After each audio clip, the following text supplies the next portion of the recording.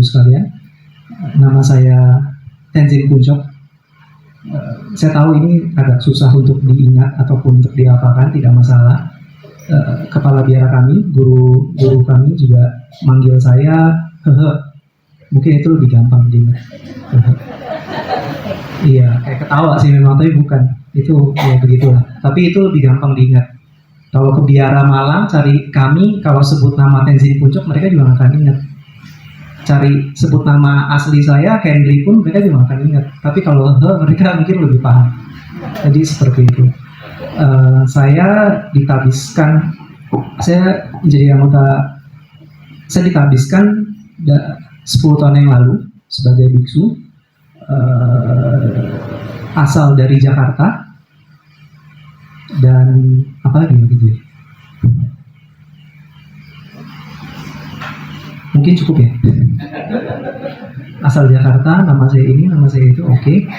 Dan yang pasti yang saya harus klarifikasi di sini adalah, terima kasih. Saya masih makhluk biasa. Saya bukan makhluk suci. Saya makhluk biasa. Saya pun masih berlatih di sini. Saya masih jauh dari kesucian. Saya punya winaya. Saya pegang winaya, tapi saya bukan makhluk suci. Buktinya, kalau saya nggak dikasih makan, nggak dikasih minum, saya pasti malam ini nggak akan bisa keluar suara untuk berbagi dharma. Yang akan Bapak Ibu dengar adalah suara perut saya. Jadi saya benar-benar makhluk biasa. Saya kalau jatuh berdarah, lecet. Jadi itu yang pasti. Nah, tapi di sini sesuai dengan instruksi dari Yang Mulia Bante Dhamma Maitri juga selaku senior dan juga sekwil daripada Sagin di wilayah Jawa Timur ini, maka saya berusaha untuk mengisi waktu dengan sebaik-baiknya. Saya di sini saya juga di sini mengisi waktu untuk saya pribadi sebaik-baiknya. Jadi bukan hanya menceramahi Bapak Ibu sekalian, tapi saya pun juga menceramahi diri saya sendiri. Karena apa? Karena Dharma ini adalah suatu yang bermanfaat, sesuatu yang dikatakan juga dia adalah menjadi sumber kesejahteraan bagi dunia dan semua makhluk. Oleh karena itulah ini adalah suatu kebajikan yang besar bagi saya juga untuk bisa menyampaikan pemahaman Dharma saya yang terbatas malam hari ini. Jadi kemarin kan sudah bahas mengenai topik bagaimana cara mendengar ya, bagaimana cara mendengarkan ajaran, bagaimana cara mendengarkan Dharma. Mungkin kalau sekedar untuk menyegarkan kembali, kemarin kan dibahas bagaimana cara mendengar itu harus menghindari kesalahan dari yang ibarat tiga cangkir kan. Barangkali Bapak Ibu ada yang ingat. Yang pertama apa saja tiga itu? Dia tidak boleh tertutup. Jadi saya harus buka supaya saya bisa minum. Dan kemudian dia tidak boleh kotor. Dia tidak boleh kotor sehingga apa yang ada di dalamnya itu apapun dituang ke dalamnya. Dia harus terbuka karena agar bisa diisi. Ini maksudnya apa? Maksudnya adalah jika kita datang ke sini dengan pemahaman bahwa saya sudah tahu semuanya, saya sudah makhluk Arya, nggak akan ada yang bisa masuk lagi karena sudah Arya, sudah sempurna, seperti sama Sang Buddha. Makanya apapun dituang nggak akan bisa masuk. Apakah itu pengetahuan umum ataupun Dharma tidak akan bisa masuk jika cangkirnya itu dia tertutup. Nah, ini sudah terbuka ya. Kemudian adalah cangkirnya itu pun juga tidak boleh kotor. Makanya saya juga berterima kasih Bapak Ibu senantiasa membersihkan cangkir dan piring makan juga. Ya kita pun juga untuk di rumah masing-masing pasti selalu membersihkan piring alat-alat makan kita juga kan. Kenapa? Supaya tidak tercemar makanan dan minuman tersebut. Sama halnya kita harus datang ke sini dengan suatu motivasi yang murni, tidak tercemar. Maksudnya apa? Tidak tercemar dengan pikiran-pikiran negatif, seperti misalkan mencari kesalahan ataupun pikiran-pikiran buruk lainnya. Yaitu mendengar hanya untuk kemudian menjadi bahan ceramah saja. Bahan ceramah buat apa? Agar nantinya mungkin bisa bertambah pengikut atau hanya mungkin bahkan menjadi penghasilan. Ini adalah suatu cara yang keliru sebenarnya. Jadi ini adalah contoh-contoh daripada motivasi yang kotor. Nah, kita harus datang ke sini dengan motivasi yang murni. Maksudnya apa? Untuk mencapai kebahagiaan tidak hanya bagi diri kita sendiri, tapi juga untuk semua makhluk jika bisa. Nah, itu adalah suatu bentuk contoh daripada motivasi yang murni yang bisa kita bawa. Kemudian tidak cukup hanya itu, kemudian kita juga perlu apa? Yang ketiga, cangkir kan sudah terbuka, dia sudah bersih, tidak kotor. Yang ketiga barangkali bocor. Oke. Cangkir yang bocor ini maksudnya apa? Maksudnya adalah setelah ditampung dia akan hilang, dia akan habis seiring waktu. Maksudnya apa? Setelah mendengarkan dharma tidak dipraktekkan. Jadi ketika kita tidak sudah mendengarkan dharma tapi kemudian tidak berusaha mempraktekannya, misalnya kemarin ini adalah contoh Bapak Ibu di sini benar-benar kemarin sudah menerapkan ketiga cara mendengar yang tepat tersebut. Itu masih ingat kan? Dia tidak lupa. Kenapa tidak lupa? Ya barangkali memang ada yang masih ingat atau Bapak Ibu langsung mempraktekkan. Saya harap ini juga kita bisa terapkan hari ini sehingga nantinya dharma yang sudah kita dapatkan itu tidak hilang begitu saja. Caranya adalah harus dipraktekkan. Karena jika tidak dipraktekkan, tidak diingat, maka dia akan hilang. Hilang itu tidak hanya hilang kita lupa, tetapi apa yang terjadi adalah kita nantinya lambat laun akan semakin bebal terhadap dharma. Karena masuk kuping kiri, keluar kuping kanan. Ketika kita makin banyak belajar dharma, kemudian tidak kita praktekkan, kita akan menjadi cangkir yang bocor, dan nantinya jika ini menjadi suatu kebiasaan, akan sangat sulit bagi kita untuk benar-benar mendengarkan dan mempraktekkan ajaran dharma di masa yang akan datang. Nah, itu terkait sekedar mengulas kembali pembahasan cara mendengarkan dharma, yang mana kita juga sama-sama perlu terapkan saat ini. Tetapi kalau mau meringkas itu lebih jauh ya, kan kemarin juga ada bahas mengenai 6 pengenalan ya. Itu saya tidak perlu jelaskan lebih jauh, tapi di sini kalau ingin meringkas, itu sebenarnya ada kuncinya di bait yang tadi permohonan Dhammadesana di Parita tadi itu, di mana diringkas menjadi hanya satu kalimat saja, dengarkan dengan, ingat gak? Tadi pas Bapak Ibu bilang apa? Dengarkan dengan keyakinan. Itu poin penting yang bisa meringkas.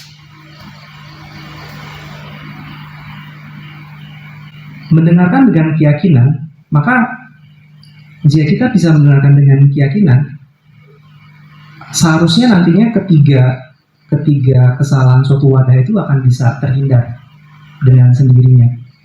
Dan yang lebih penting lagi adalah kita benar-benar mendengar tidak adalah untuk bisa kita menyembuhkan penyakit diri kita sendiri, yaitu kilesa.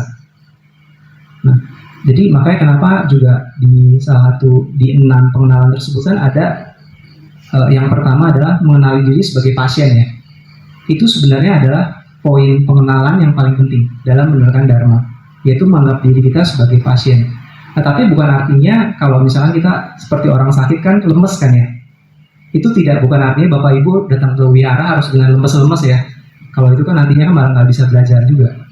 Maksudnya itu adalah kita semua datang ke wihara, menjejak masuk ke dalam hall, mendengarkan, masuk ke dalam bakti sala, itu dengan niat untuk bisa menjadi lebih baik, untuk bisa memperbaiki kualitas batin kita, memperbaiki kualitas meningkatkan kualitas bajik dan mengurangi kualitas yang buruk.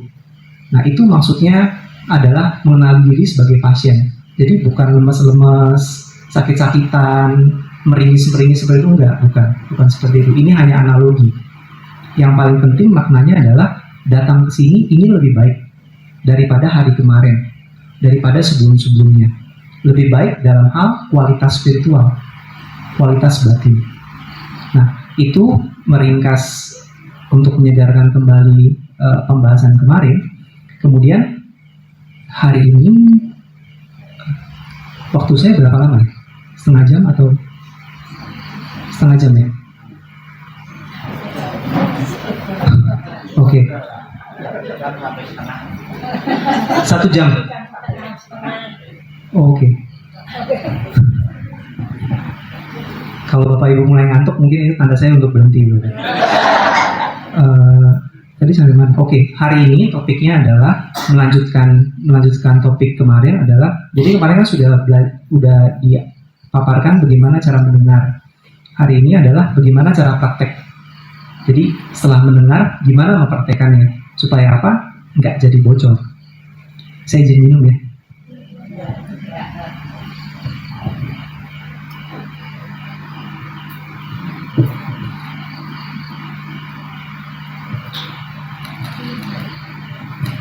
Saya izin minum, ini cuma modus doang, ngilangin grogi. Kami nggak biasa ceramah di wihara, kami jarang-jarang keluar. Hanya Katina kami agak sulit tolak undangan, karena nggak enak nolak undangan terus kan dari wihara kami. Jadi itu bagaimana cara praktek, bagaimana cara mempraktekkan ajaran. Nah di sini saya mengutip suatu sumber daripada ajaran ini sebenarnya adalah sumber penjelasan saya mengenai bagaimana cara mempraktekkan Dharma ini sebenarnya berasal dari Sriwijaya. Di Sriwijaya di abad ke-11 itu masa-masanya ajaran Buddha sangat berkembang pesat di tanah Nusantara ini, khususnya karena ada seorang guru yang bernama Suradipa Dharmakirti, dan ketika itu benar-benar peradaban Buddhis di Nusantara di Indonesia di zaman lampau itu benar-benar sedang di puncak-puncaknya. Nama teksnya itu adalah Latihan Batin, Laksana Sinar Mentari. Ada terjemahannya dalam bahasa Indonesia, cuma teksnya terlalu tebal untuk bisa dijelaskan secara langsung. Saya hanya mengutip satu bagian saja karena saya rasa nyambung dengan topik kemarin. Itu bagaimana cara mendengarkan. Nah sekarang adalah bagaimana cara mempraktekannya. Bagaimana cara mempraktekannya? Ada kalimatnya sederhana sekali, cuma satu kalimat saja yang saya rujuk. Dua hal yang penting di awal dan di akhir.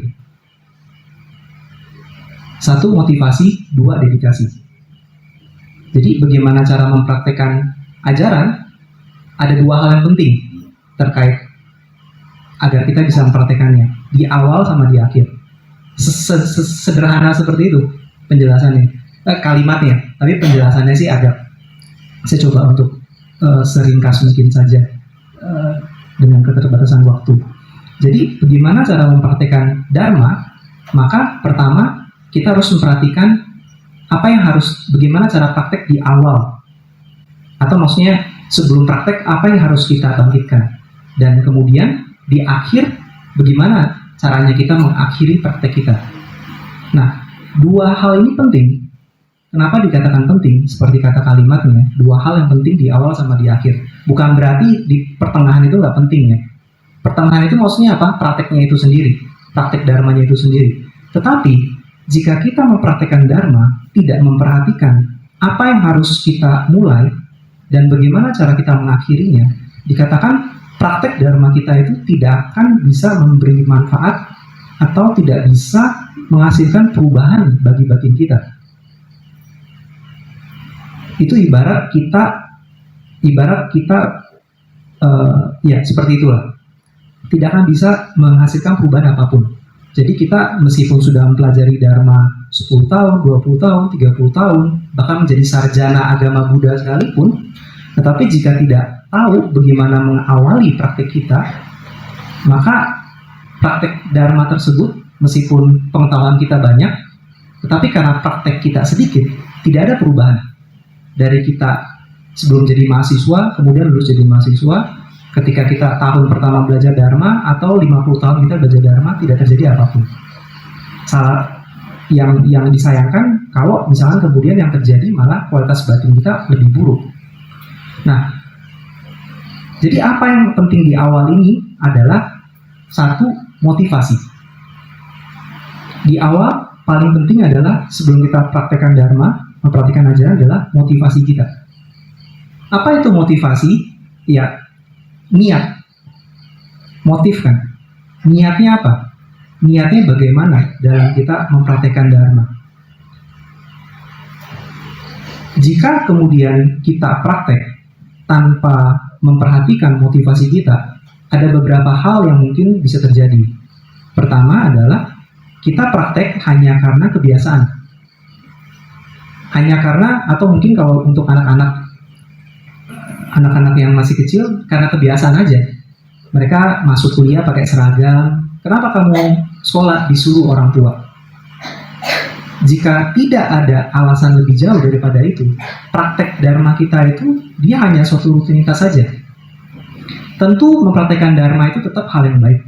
Contoh misalkan karena kebiasaan anak-anak tiap tahun selalu ikut katina. Apakah kemudian tidak menghasilkan karma baik? Menghasilkan, tetap. Apalagi ini ladang yang subur, ladang kebajikan yang besar kan, yaitu Triratna. Nggak mungkin, karena hukum karma itu hukum. Dia pasti berlaku, nggak akan hilang. Tetapi praktek dharma yang kita lakukan itu tidak akan kuat. Karena apa? Motivasinya itu tidak jelas, juga tidak kuat. Hanya sekedar disuruh, hanya sekedar kewajiban.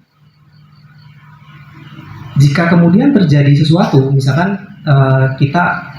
kita lebih senang, misalkan anak muda ya, dia diajak temennya main ketika ada sesi dharma seperti ini, atau ketika ada kegiatan di wihara, diajak temennya main, dia lebih senang main dibandingkan mendengarkan dharma. Ya tentu dia akan meninggalkannya kan, karena apa? Motivasinya lebih kuat ke hal-hal duniawi dibandingkan dharma. Oleh karena itulah motivasi itu penting. Lebih jauh itu misalkan hal main-main ya. Tetapi kalau misalkan contoh lainnya adalah lebih penting duniawi. Lebih penting duniawi maksudnya apa? Oh, lebih penting bagi saya mengejar kekayaan, mengejar reputasi, mengejar apapun yang sifatnya non-dharma atau duniawi, ya tentu saja kemudian ketika kita melakukan suatu praktek dharma, bisa jadi yang terjadi itu adalah ketika kita berdana itu berdana bukannya untuk melepas kemurahan hati, malah untuk meningkatkan kemelekatan kita terhadap reputasi, terhadap nama baik, terhadap apapun lah motivasi yang tercemar. Maksudnya apa? Ya berdana hanya untuk bersaing dengan yang lainnya, untuk menunjukkan kalau misalkan saya ini lebih dibandingkan si A, si B, dan si C. Ini bukan praktek dharma yang murni. Ini praktek dharma yang tercemar. Meskipun yang menerima ladang kebajikan sekalipun, tetapi dengan motivasi tercemar seperti ini, sangat sedikit manfaat atau bahkan yang ada kerugian. Maka penting di motivasi itu apa? Makanya kenapa juga cara menerangkan ajaran itu kan harus menghindari cangkir yang kotor kan?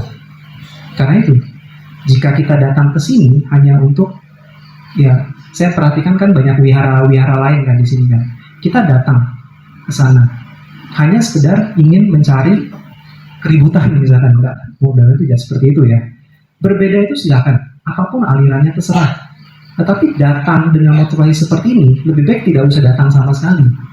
Karena apa? Bukannya mempraktekkan dharma, itu namanya mempraktekkan kilesa. Bukan yang mempraktekkan budayana, itu mempraktekkan kilesayana. Bukan yang mencapai kebudayaan lebih dekat, malah mencapai tingkatan kilesa lengkap dan sempurna. Ini kan kerugian besar kan? Oleh karena itu motivasi penting. Apapun yang dilakukan, membawa makanan, mengoffer makanan kepada sangha, membersihkan wihara, menghadiri kegiatan di wihara, apapun itu, perhatikan motivasinya di awal. Ini paling penting. Karena apa? Warna dari kegiatan tindak tanduk kita itu dimulai dari motivasi ini, niat ini. Apa tujuannya di sini? Sama halnya tadi juga saya mendengar lantunan lagu yang sangat indah yang dipersembahkan oleh ibu-ibu sekalian juga, itu pun juga dilihat motivasinya apa. Kalau sekedar untuk menyanyi, untuk menunjukkan ke orang lain, oh suara saya bagus, ya ini kan tidak ada beda dengan karaoke saja kan. Tetapi jika motivasinya adalah mempersembahkan dana suara ini kepada Buddha, Dharma, dan Sangha, ini yang baru jadi praktek dharma. Ini yang menjadikan praktek dharma kita kuat dan tidak tercemar. Nah, itu terkait motivasi. Kemudian, jadi dengan motivasi ini Jika motivasi kita murni, otomatis praktek kita pun juga akan bisa sejalan dengan itu. Tapi jika motivasi kita tercemar, maka warna dari praktek kita pun juga akan mewarnai sesuai dengan motivasi kita. Nah, kemudian setelah itu kan di bagian awal kan, dan kemudian di akhir. Apa yang penting di akhir daripada praktek kita adalah dedikasi. Jadi kalau yang di awal kita sudah motivasi nih, oke, motivasinya sudah baik. Motivasinya adalah ini bulan yang baik, misalkan bulan Waisak atau bulan Naga Puja atau Asada atau sekarang Katina. Saya ingin mempersembahkan, saya ingin menghimpun kebajikan, makanya saya datang hari ini ke wihara untuk menghimpun kebajikan dengan berbagai cara, mempersiapkan ruangan, membuat segelas teh untuk pembicara, atau menjadi pemimpin kebaktian. Itu semua ditujukan dengan motivasi yang baik untuk yaitu karena baik. Nah, sudah sampai di sana, sudah tepat nih motivasinya. Tapi kemudian lalu kita mempraktekkan dharma. Oke. Kan berarti kan praktekan sudah pasti kebajikan nih. Sudah pasti dapat karma baik nih. Tetapi jika kita lalai, jika kita melupakan untuk di akhir bagian daripada praktek kita untuk melakukan yang namanya dedikasi, apa yang terjadi? Praktek kita ini, kebajikan yang dihasilkan dari praktek kita, karma baik yang dihasilkan daripada praktek kita, itu ada resiko dia bisa hilang kebajikannya. Hilang oleh apa? Hilang digerus oleh yang namanya kemarahan contohnya. Atau misalkan kita menyesali perbuatan baik kita. Misalkan kita udah berdana nih, Katina, kan tadi kan Bante Maitri kan juga ada memberi saran kan untuk mempersembahkan apa. Terus kemudian besok kita persembahkan terapa, tapi ternyata kita salah masukin lembaran uang. Yang tadi warnanya kuning, kita masukin warnanya putih. Terus kita kemudian baru ingat, iya salah, itu bukan buat Katina, itu buat uang sekolah anak misalkan. Kemudian jadinya kita menyesal, aduh salah. Tindakan menyesali perbuatan baik kita itu bisa menyebabkan kebajikan yang kita hasilkan itu dia berkurang atau bahkan dia bisa menghilang. Tetapi di antara semua bentuk ketidakbajikan, yang paling berbahaya itu adalah kemarahan. Itu paling berbahaya. Kenapa? Dia bisa mensapu bersih kebajikan lainnya yang kita belum amankan, belum kita amankan. Nanti saya jelaskan maksudnya diamankan itu apa.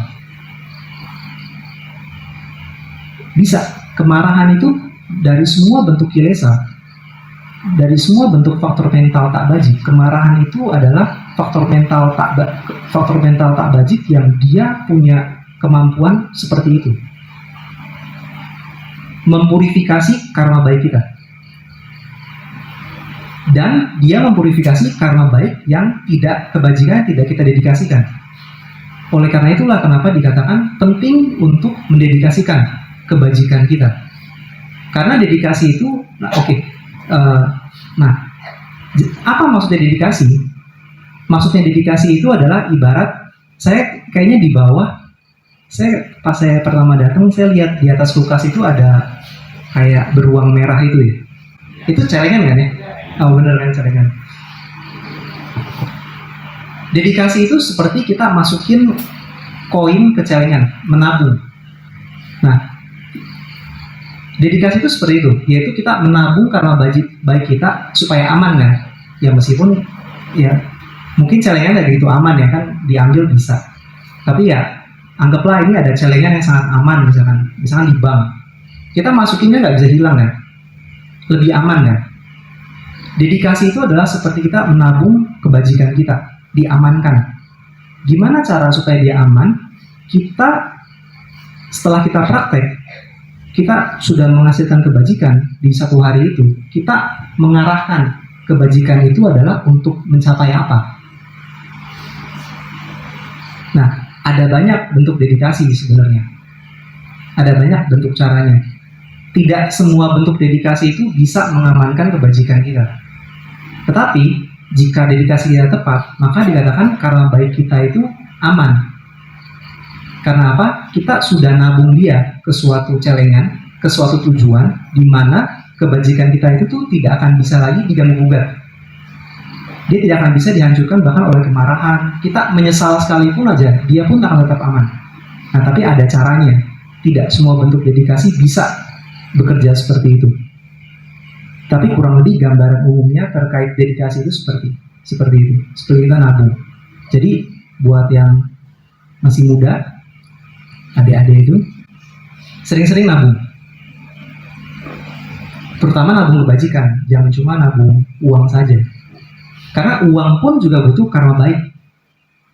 Kita nabung uang, kita nabung harta duniawi, tapi kita lupa nabung karma baik kita. Yang terjadi adalah kita mengumpulkan uang seisi ruangan ini pun, sekalipun dia akan gampang hilang. Itu terjadi karena kita tidak mengamankan kebajikan kita. Kita tidak menabung kebajikan kita, tidak menabung karma baik, tapi hanya fokus menabung hal-hal materi, hal-hal duniawi. Nah, itu secara umum terkait dedikasi. Kurang lebih dari 15 menit lagi. Jadi saya akan lebih rinci lagi menjelaskan terkait motivasi dan dedikasi ya. Ini hanya sekedar gambaran umum. Jadi itu di akhir yang penting untuk kita lakukan setelah kita mempraktikkan dharma, dedikasi, agar dia aman. Apa yang terjadi kalau misalkan kita tidak mendedikasikan kebajikan kita? Kita boleh, bukan boleh. Yang terjadi adalah jika kita tidak mendedikasikan kebajikan dari praktek dharma kita, jadi ya praktek gitu aja. Kita nggak berpikir lebih jauh daripada itu. Yang terjadi adalah kekuatan kebajikan kita itu akan dia lemah. Karena apa? Yaitu bisa menghilang kebajikannya.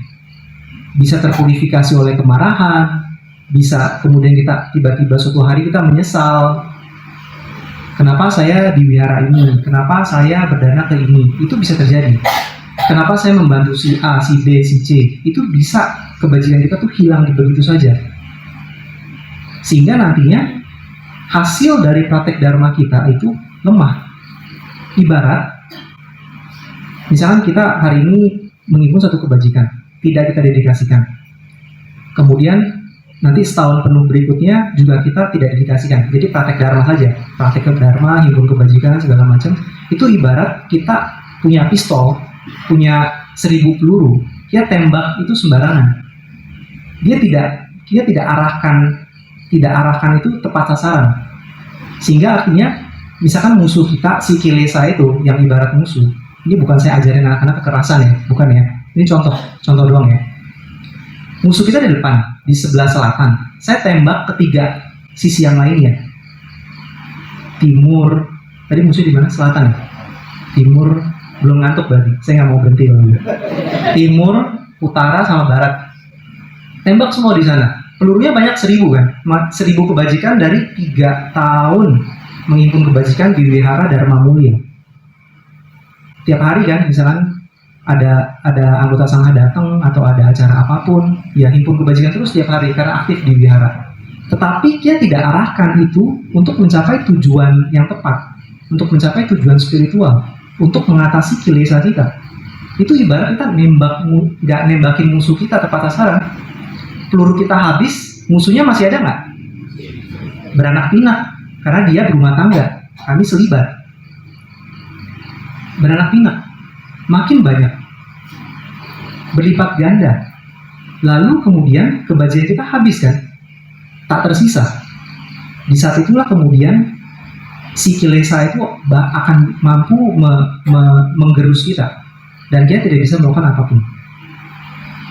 Jika praktek dharma kita tidak kuat, kualitasnya tidak besar, tidak kita arahkan secara khusus, maka kekuatannya itu akan lemah. Atau seperti kita memanah, tapi panahnya itu tumpul. Dia tidak bisa nusuk ke sasaran.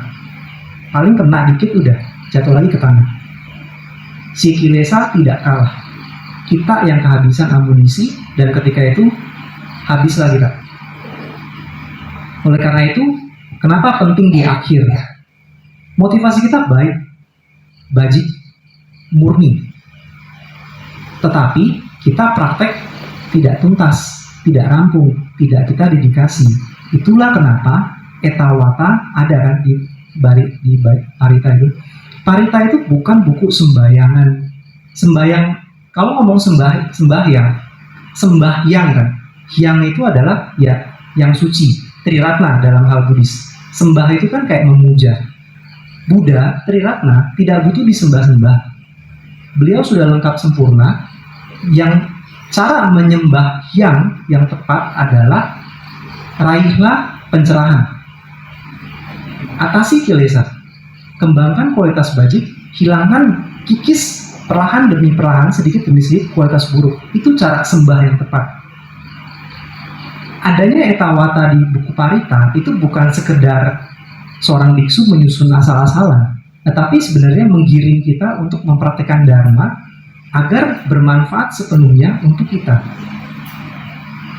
Jadi lantunan Etawata yang merdu itu baik, sangat baik menjaga tradisi. Lebih baik lagi adalah memaknai apa arti dari Etawata itu. Dedikasi ya.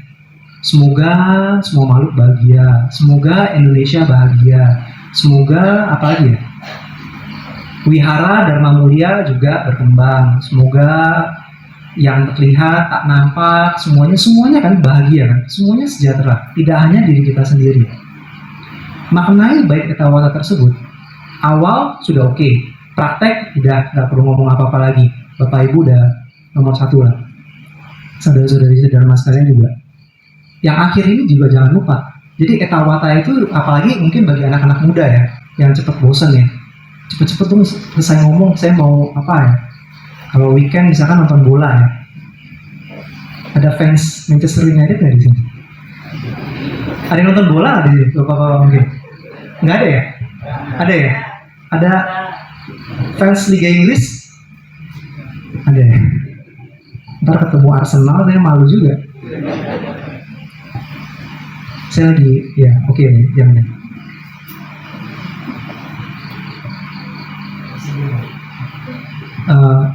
Sampai mana tadi? Oh iya, Etawata. Aku Liga Inggris. Kan biasanya ke wihara kan akhir pekan kan. Akhir pekan itu sepak bola liga-liga itu dia banyak. Tapi saya nggak nonton Liga Indonesia sih. Saya cuma ngikutin timnas aja. Baru dipecat kemarin.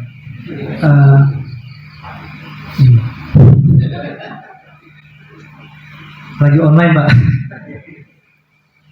Coba sampai weekend ya kita bisa nonton bareng. Biasanya ya anak muda ya saya nggak bilang bahwa bapak anak muda kan nggak bisa mengendalikan diri ya kayak saya.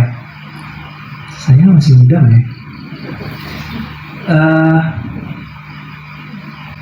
Dia mau cepet-cepet jadinya apa? Ya udah Etawata ya cepet-cepet lah Etawata, jangan dinyanyiin biar cepet-cepet kelar, nggak ketinggalan bagian-bagian menarik kan.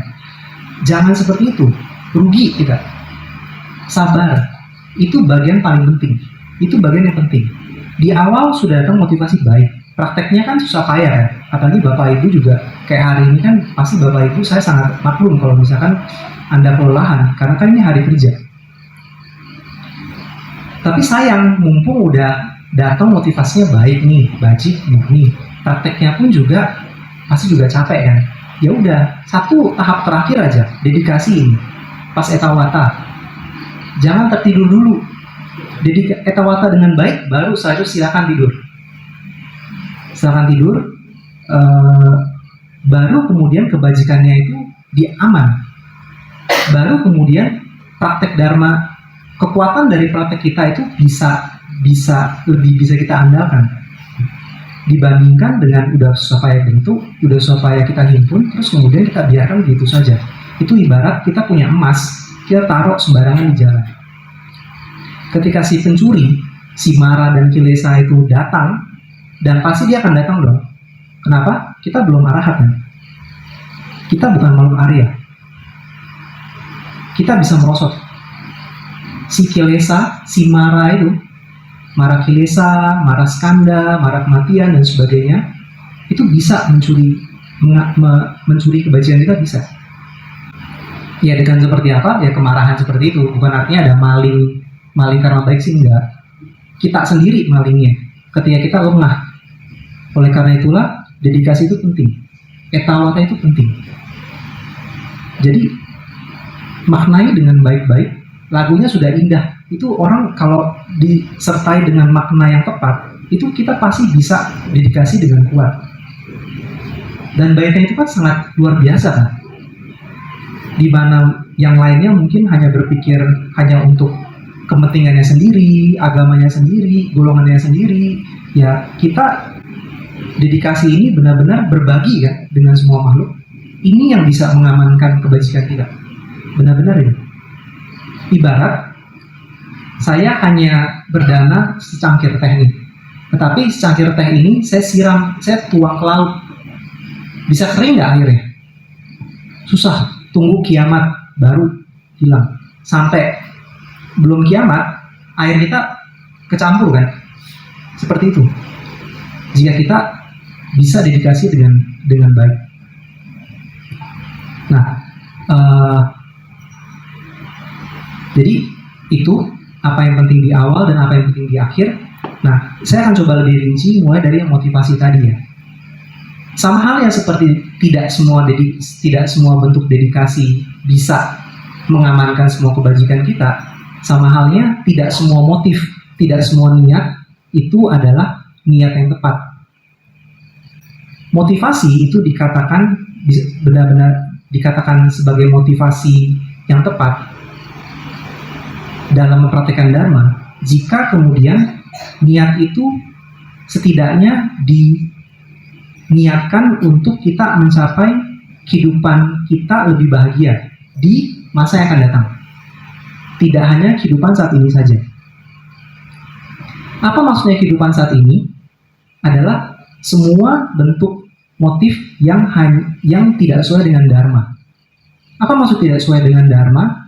Dia hanya sifatnya sangat indrawi, hanya mementingkan kehidupan satu ini saja, yaitu saya ingin kaya, saya ingin terkenal, saya ingin mengalami semua perasaan-perasaan menyenangkan saja di kehidupan saat ini, satu kali ini saja. Umat Buddhis secara umumnya kan percaya kelahiran kembali ya. Dua hal yang keyakinan tidak boleh merosot bagi umat Buddha. Tentunya selain kepada Triratna ya. Dua hal lainnya itu adalah satu karma, kedua adalah kelahiran kembali. Karena kalau kita tidak percaya kelahiran kembali, kalau kita tidak percaya adanya kelahiran setelah saat ini, semua motivasi kita itu hanya untuk kehidupan saat ini saja, dan itu tidak bisa menjadi niat yang tepat untuk mempraktikkan dharma. Atau dengan kata lain, kita nggak bisa praktek dharma kalau misalkan motif kita itu hanya untuk kehidupan saat ini saja. Kita harus bisa melihat, oh ada kehidupan yang akan datang loh setelah kehidupan saat ini saja. Tapi bukan artinya kita mencampakkan kehidupan saat ini, enggak loh ya. Justru dengan kita berpikir untuk kehidupan yang akan datang bahagia, itu pun juga mencakup kehidupan saat ini toh. Dia mencakup kehidupan kita besok, lusa, seminggu akan datang, setahun yang akan datang, tapi juga berkehidupan-kehidupan yang akan datang. Itu maksudnya motivasi untuk kehidupan mendatang lebih bahagia.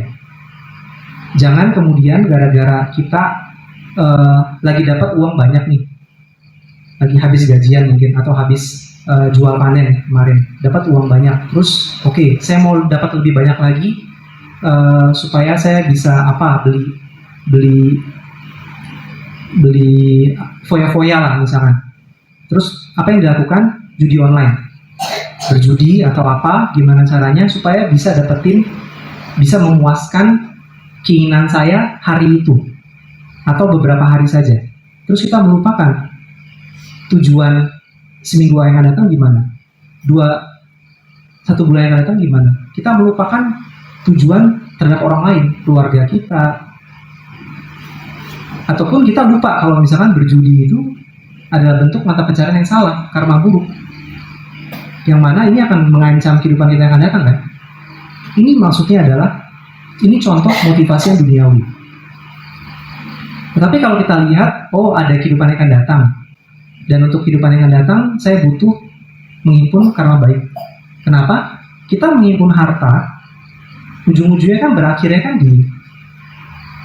di sini kubur atau kremasi. Iya, ujung-ujungnya seperti itu kan. Dan uang kan nggak dikubur kan, uang nggak dikremasi. Terakhir yang saya tahu pelajaran sejarah mengkubur harta itu adalah kaisar-kaisar Cina, Tiongkok. Sia-sia kan? Udah ngumpulin harta, terus buat apa? Ya saya kubur bareng saya. Lalu manfaatnya apa? Nggak dibawa. Mending kalau dia lahir kembali, saldo rekeningnya kan tetap sama kan? Ini kan enggak kan? Kalau Bapak Ibu mungkin ada ngikutin berita Joran belakangan ini, ada satu bentuk kejahatan, itu dia ngambil rekening dorman, rekening yang dia nggak aktif. Kenapa? Orang meninggal, keluarganya lupa urus, jadi sasaran kejahatan. Dia nggak mau mati, keluarganya pun kadang-kadang lupa. Satu, artinya itu orang hartanya bersebaran di mana-mana sampai lupa dia sendiri, keluarganya pun nggak tahu. Tapi ini satu bukti nyata, harta nggak dibawa kan?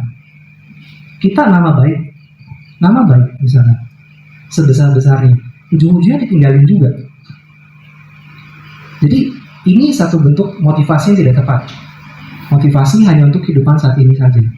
Paling minimal agar motivasi praktek dharma kita tepat, datang ke sini untuk kita bisa bahagia di kehidupan yang akan datang. Itu yang paling minimal ya.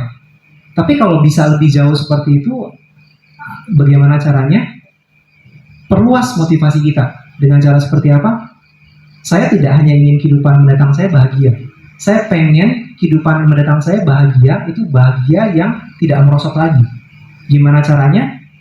Mencapai nibbana atau mencapai pembebasan samsara. Karena sepanjang di samsara kita pasti akan mengalami bentuk-bentuk penderitaan, duka yang nyata, duka akibat perubahan, ataupun sangkara duka yang berkondisi. Kita akan mengalami itu semua. Itu yang berikutnya.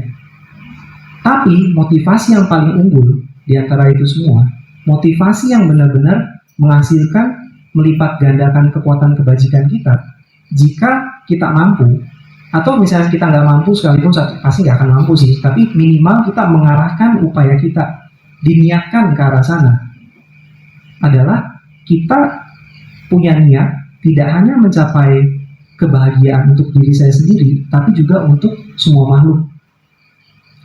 Tidak hanya untuk keluarga saya aja ya. Kalau keluarga kan otomatis secara alami kita pasti punya keinginan itu kan. Tapi seringkalinya itu adalah bentuk sebenarnya kemelekatan juga. Perluas ini untuk misalkan ya semua makhluk, nampak ataupun tak nampak, hantu, binatang, semua makhluk, umat agama lain, bangsa Indonesia, bangsa Asia Tenggara, satu dunia ini. Jika kita bisa benar-benar berpikir seperti itu, maka dikatakan itu motivasi yang terunggul. Dan mencapai kebahagiaan apa? Kebahagiaan yang sejati, kebahagiaan yang tidak merosot lagi.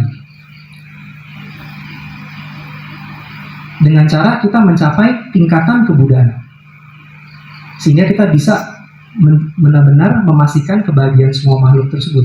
Karena hanya sama Sang Buddha kan yang bisa menolong. Nah itu dikatakan sebagai motivasi yang terunggul. Jadi 3 jenis motivasi ini, paling enggak ya, saya jelaskan dari yang paling minimal sampai yang paling maksimal. Ya nantinya tentu sesuai dengan kapasitas, dan tentunya ini harus dilatih secara bertahap. Paling tidak, ingat untuk tidak terjebak dalam motivasi duniawi, karena nantinya sia-sia saja. Nah dan kemudian cara dedikasinya pun juga, kalau mau dedikasi yang paling unggul pun jangan dedikasikan untuk kepentingan duniawi juga. Kenapa?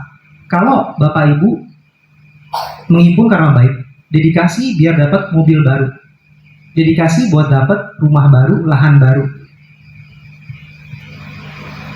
Ya meskipun nanti lahannya kan tadi yang seperti Bante Maitri bilang didanakan pascatina kan, sertifikat aslinya kan. Meskipun seperti itu sekalipun, Kalau hanya ditujukan untuk dedikasinya untuk hal-hal yang material, apa yang Bapak Ibu dapatkan kira-kira? Ada yang mau tebak-tebakan? Kalau nih ya, kita punya kebajikan nih, kita dedikasikan untuk dapat mobil baru, tanah baru, rumah baru. Jangan bilang dapetin suami istri baru ya. Apapun lah itu. Hanya sekedar harta material aja. Kira-kira dapat apa? Apa yang akan didapatkan? Kemelekatan, kecewa. Kecewa ini menarik jawabannya. Kemelekatan, ya benar. Karena sumber kemelekatan kan. Barang-barang dunia itu benar. Dikatakan kebahagiaan ini menarik. Barang duniawi, handphone misalkan, dia objek tercemar kan. Kenapa? Dia berasal dari karma dan kilesa sebenarnya. Meskipun dari karma baik ya. Kalau misalkan handphonenya bagus, kalau handphonenya KW kan mungkin suka rusak, jadinya kan habis biaya kan. Tetapi itu bisa menjadi sumber kemelekatan. Kenapa? Itu berasal dari karma tercemar. Kebahagiaannya pun tercemar. Makanya orang bisa berantem gara-gara HP. Orang bisa kesel gara-gara HP. Orang bisa bangkit perasaan tak bahagia gara-gara HP. Contoh, HP hilang. Ntar merembet ke sana. Tapi ya itu menarik. Kecewa, ya itu juga benar. Dapat kecewa. Ada yang mau tebak lagi nggak? Oh, bapak-bapak udah 2. Barangkali dari sisi ibu-ibu, adik-adik, kira-kira dapat apa? Itu yang belakang ngomong apa tuh? Dapat apa? Coba. Kita dedikasi, mau coba tebak apa? Apa yang dapat kalau dedikasinya itu cuma buat dapat barang-barang material? Kecewa, ya, melekat, ya. Apa coba selain itu? Ada karma baik nih, dedikasikan, dapat apa?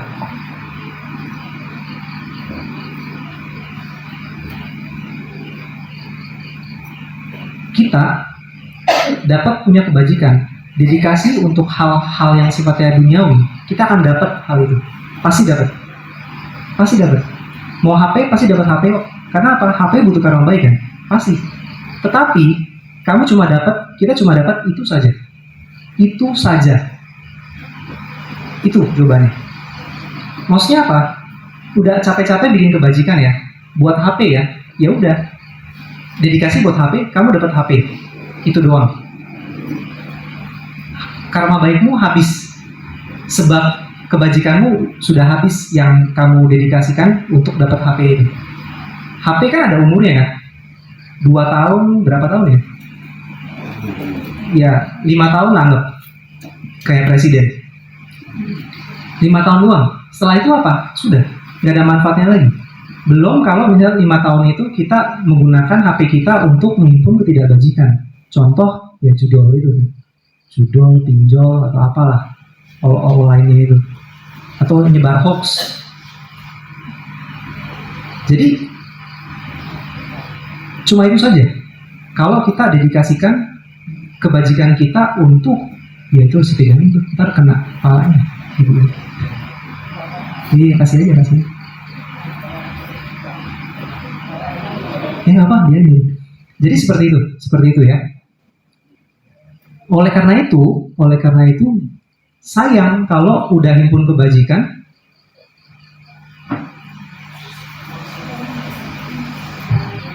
gak apa-apa kalau mau tidur, gak apa. Kalau kita himpun kebajikan hanya untuk hal material, kita dapatnya hanya itu saja, sangat singkat. Kehidupan yang mendatang dapat apa? Gak dapat apa-apa. Ujung-ujungnya handphone kita umurnya 50 tahun sekalipun, dia cuma bisa masuk ke liang kubur atau dibakar, dikremasi. Tak ada manfaatnya apapun. Buat apa jadinya? Sayang.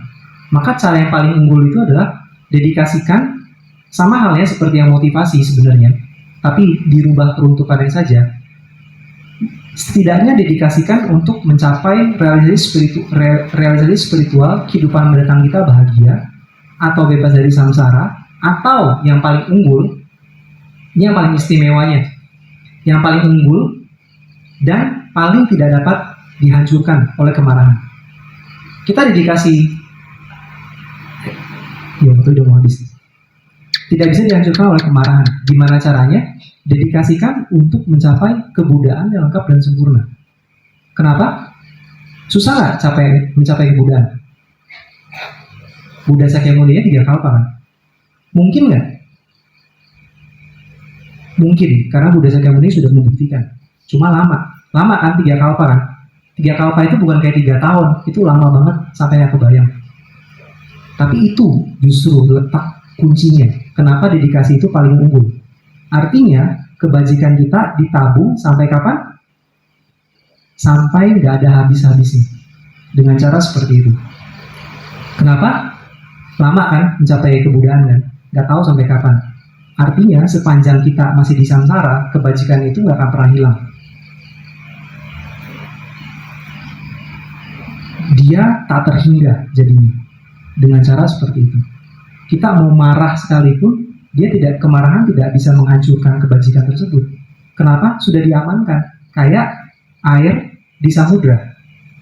Kapan keringnya? Ketika karma baik itu habis, ketika dia berbuah.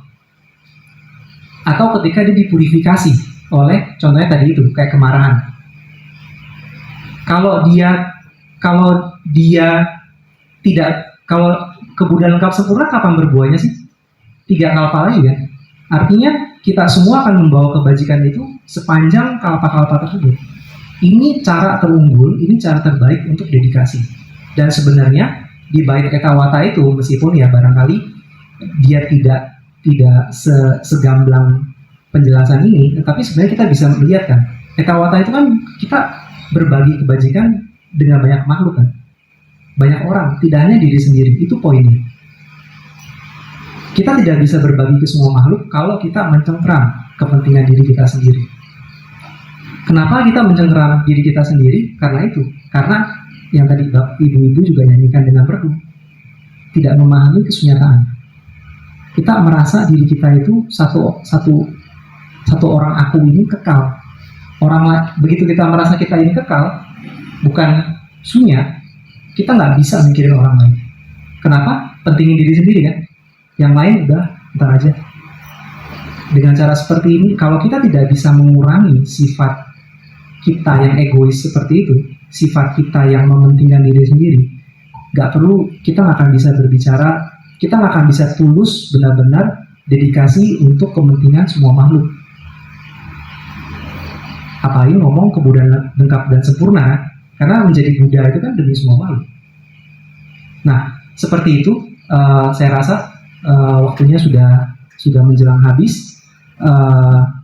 Ini kemudian saya rampungkan, saya ringkas kembali adalah bagaimana cara kita mempraktikkan Dharma adalah praktikan di awal yaitu motivasi, dan kemudian praktikan di akhir yaitu dedikasi. Dengan cara seperti ini kita bisa memastikan praktek kita murni, dan dengan dedikasi pun kita bisa menjadikan praktek Dharma kita itu menjadi sangat kuat dan dapat kita andalkan untuk berikut-berikutnya. Tidak hanya sekedar menjadi suatu peluru kosong saja, tidak hanya menjadi suatu panah yang tumpul, tapi dia akan benar-benar menghujam daripada musuh sebenarnya diri kita, yaitu si kilesa itu. Demikian dari saya, apa yang saya sampaikan hari ini. Berikutnya apa, barangkali ada tanya jawab? Jika Bapak Ibu ada yang mau menanyakan, silakan. Kalau tidak, langsung kita masuk bagian yang paling penting. Bagian yang penting juga kan, dedikasi. Terima kasih. Silakan, ada hal yang ingin ditanyakan kepada beliau untuk mungkin satu Bapak Ibu berkaitan dengan apa yang disampaikan tadi. Terima kasih, tentunya itu juga menginspirasi bagi kami. Namun memang mendengar dan melaksanakan itu kan memang tidak mudah ya untuk bisa kita pahami dan dilaksanakan setiap hari dan sebagainya. Maka dari itu mungkin yang perlu kami tanyakan adalah tadi disampaikan adalah motivasi dan dedikasi. Tentunya tadi kalau kita berbicara sebagai manusia biasa, kadang itu kan kita punya keinginan untuk mendapatkan sesuatu. Ya, termasuk adalah hal-hal yang duniawi tadi, harta, kecantikan, kehormatan dan lain sebagainya. Ya, tentunya itu juga perlu ada effort atau istilahnya usaha untuk bisa mencapai ke situ. Nah, tentunya ketika tadi dikatakan jika kita hanya mendedikasikan kepada hal-hal yang duniawi, tentunya untuk kehidupan yang akan datang dan selanjutnya kita tidak ada tabungan selanjutnya, kan gitu ya. Nah, intinya yang kami tanyakan adalah bagaimana ya istilahnya caranya kita tetap dapat itu semua, ya tetap dapat itu semua, karena secara duniawi kita masih butuh itu, ya kita masih butuh itu, karena apalagi kami yang mungkin berumah tangga, itu adalah hal yang mungkin juga meskipun dalam kebenaran sejati itu adalah kebahagiaan semu, namun itu juga menjadi sebuah kebahagiaan bagi kami di kehidupan sekarang. Jadi Bante, istilahnya bagaimana kita mendapatkan itu juga tidak melupakan tabungan kita untuk berikutnya. Jadi, terima kasih. Terima kasih, pertanyaannya ini sangat jitu untuk sehari-hari ya. Jadi kita harus melakukannya secara bertahap. Bertahap ini maksudnya apa? Jangan berekspektasi selesai sesi ini kita langsung berubah menjadi makhluk suci, makhluk Arya. Itu jangan seperti itu. Itu namanya menipu diri. Yang harusnya kita lakukan adalah kita melatih, membiasakan diri kita secara pelan-pelan, secara bertahap, dan memang tidak akan berubah secepat itu. Lebih realistis adalah kita melakukannya pelan-pelan dengan cara minimal kita tahu mana yang baik, mana yang buruk kan. Ini duniawi, ini dharma. Kita harus bisa bedakan itu dulu. Meskipun tidak bisa langsung berubah hari ini atau besoknya atau seminggu depan, gak apa-apa. Tapi yang penting adalah kita tahu, oke, saya harus menuju mana. Oke, ini manfaatnya apa? Oh, cuma buat kehidupan saat ini. Ya sudah. Lebih penting adalah kita sadar kita ini saat ini tahapan kita seperti apa. Karena dari situ baru kita bisa membangun motivasi yang tepat tadi itu. Ya, untuk kehidupan yang akan datang, untuk penolakan samsara, untuk kemudian bahkan mencapai sama-sama Buddha itu sendiri. Itu harus dilakukan bertahap. Tidak boleh langsung tiba-tiba lompat. Karena apa? Nantinya jadinya praktek kita malah ongkos mulut saja. Yang terjadi juga nantinya malah kita kecewa. Karena ya kok nggak nyampe-nyampe ya. Kalau terkait keseharian, lalu bagaimana? Ini oke. Jadi kan berarti kan latihan bertahap ya. Bertahapnya seperti apa? Bertahapnya dengan cara mulai sembahyang, mulai puja bakti, tidak hanya ketika ada acara di wihara, tetapi mengutip nasihat daripada guru kami, kepala biara kami, jadikan wihara itu di dalam hati masing-masing. Artinya apa? Di rumah itu pun jadi wihara, di kantor juga jadi wihara, dimanapun juga jadi wihara. Maksudnya apa? Praktek dharma itu mulai terapkan dimanapun kita berada. Bukan artinya kalau pas di ladang terus baca parita yang enggak ya. Tapi mungkin ini bisa dilakukan dengan mulai tiap hari kita misalnya buka dengan untuk membangkitkan motivasi setiap harinya. Bangun cuci muka atau apalah kebiasaan Bapak Ibu. Bangun cuci muka, ya ada altar, nggak ada altar di rumah, buka dengan berlindung misalnya.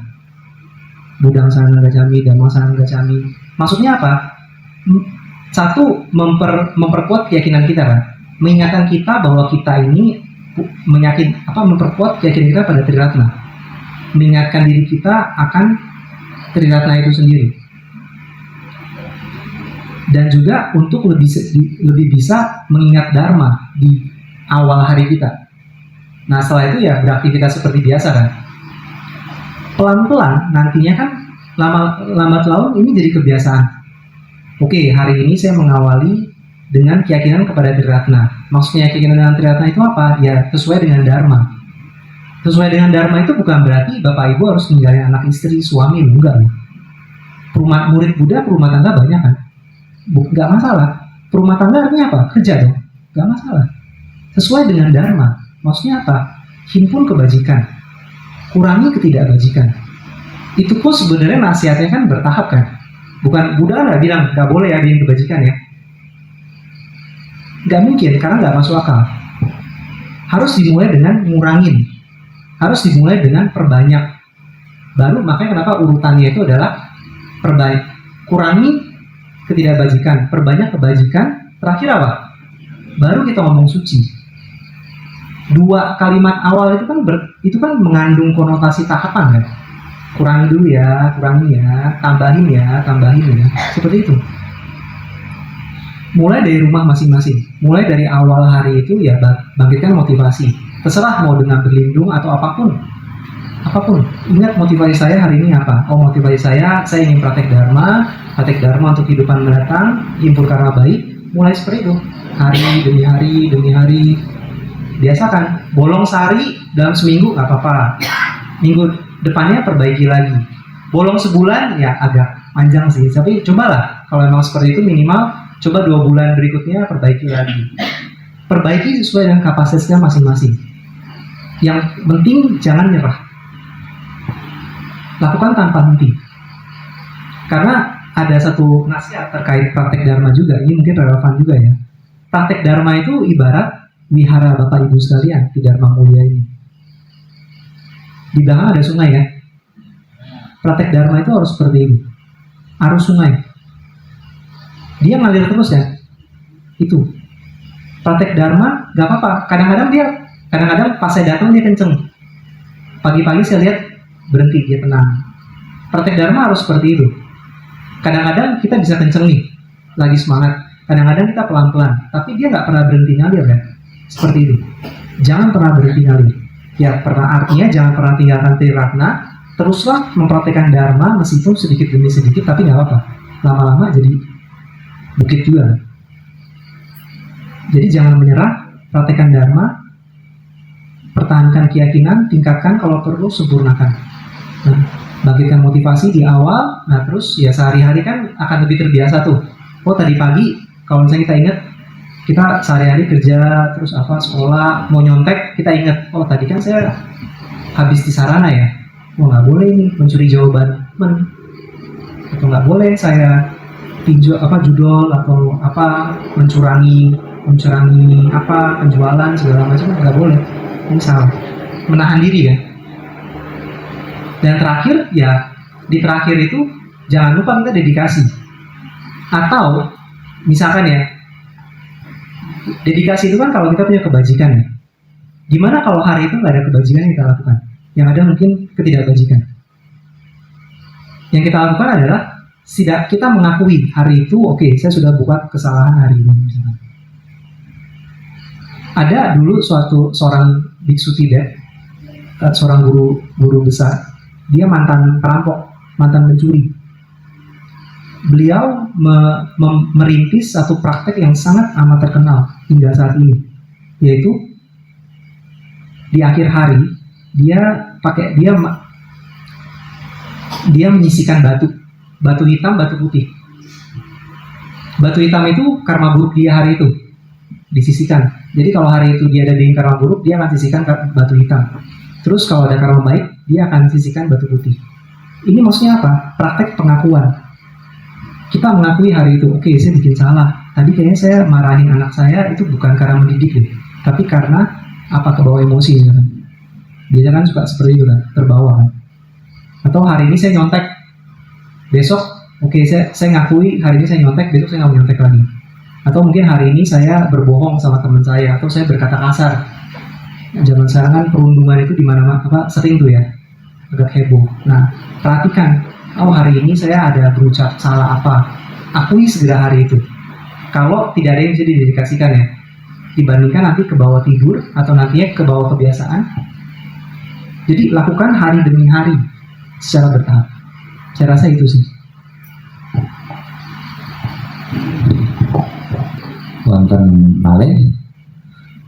tanya tinanya ya.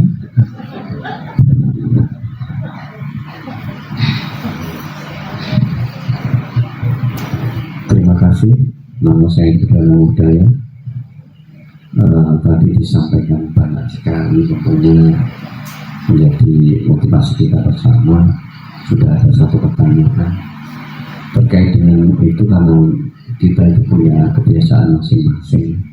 Ada yang ingin yang sesingkat-singkatnya, ada yang biasa-biasa. Kalau Sang Buddha mengajarkan jalanlah lewat jalan tengah, tapi kadang manusia itu ingin yang ekstrim, cepat. Bagaimana dengan orang yang mempunyai motivasi cepat dengan cara bertapa misalnya? Ya, kalau kita kan pakai jalan tengah, berbuat setiap hari dan seterusnya. Ada yang singkat dengan bertapa mendapatkan cepat, mendapatkan mantra yang mandi dengan cara itu. Terima kasih. Kayaknya Pak Dito nanya ini karena terkait tantra ya, mengenai jubah merah kami. Kami berasal dari tradisi yang memang dikatakan sebagai Tantrayana, atau kalau di nama organisasi kami ini sebenarnya Wajrayana ya. Tapi Wajrayana, Tantrayana, Mantrayana, sebenarnya banyak yana-yana, nama aliasnya banyak. Kalau secara teks itu bisa sampai 11 bahkan, tapi nggak usah lah ya.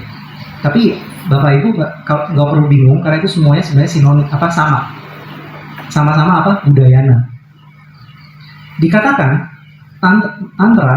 Tantrayana itu memang metode yang cepat untuk mencapai pencerahan tersebut. Tetapi yang harus digarisbawahi ya, ini harus benar-benar digarisbawahi. Dan makanya kenapa saya sangat beruntung, kenapa saya merasa Budayana itu tepat sekali. Karena apa?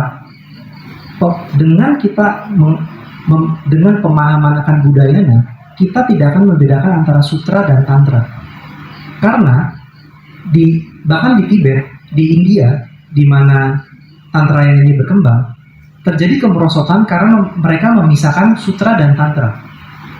Mau cepet kan, tapi nggak mau bertahap. Mau cepet, mau tantranya doang, tetapi nggak mau praktekin sutra, nggak mungkin.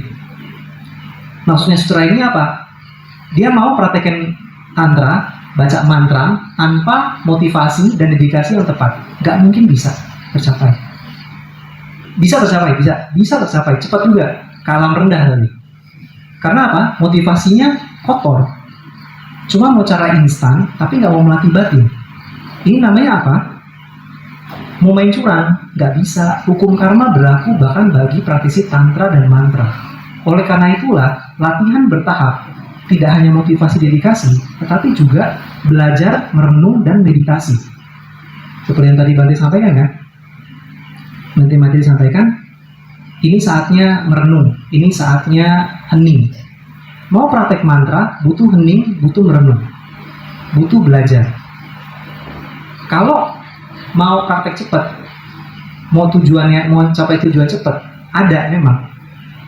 Sutra dan tantra itu mencapai realisasi dengan kualitas realisasi sutra dan tantra itu sama.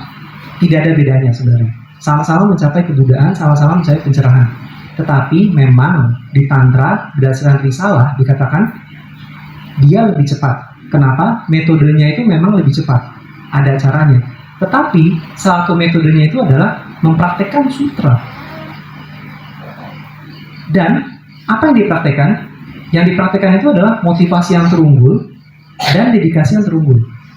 Kalau tadi saya sampaikan kan ada urutan juga kan, 1, 2, 3 itu. Motivasi mempraktekkan tantra adalah untuk mencapai kebudayaan yang lengkap dan sempurna demi semua makhluk, bukan untuk birahi kita sendiri, bukan untuk kepentingan kita sendiri.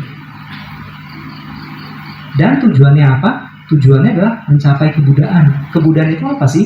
Kebudayaan itu kualitas bajik berkembang semua. Kualitas buruk kilesa itu bahkan sampai jejak-jejaknya itu dihilangkan. Itu praktek tantra, itu praktek mantra. Tidak berbeda dengan sutra. Metodenya berbeda, jelas berbeda. Tetapi kalau kita mau cepat, tapi nggak mau praktek sutra, nggak akan mungkin bisa.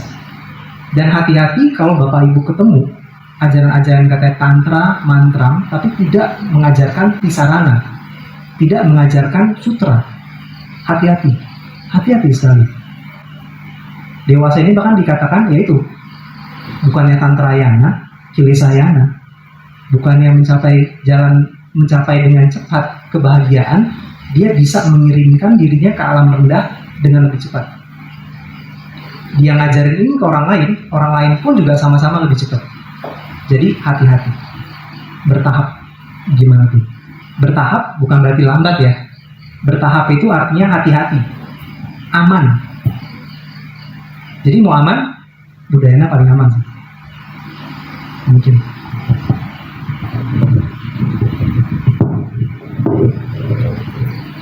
Sedikit yang pernah saya ketahui juga di tantra ini juga mengenal beberapa mantra-mantra ya. Saya dulu sebelum pakai jubah ini saya pernah juga pakai jubah merah ya. Di tantra itu juga ada ajaran yang bikin orang itu penasaran, ajaran rahasia. Namanya rahasia itu tidak diterangkan saat ini, biar penasaran terus ya. Kemudian juga di tantra itu ada mantra-mantra ya. Saya pun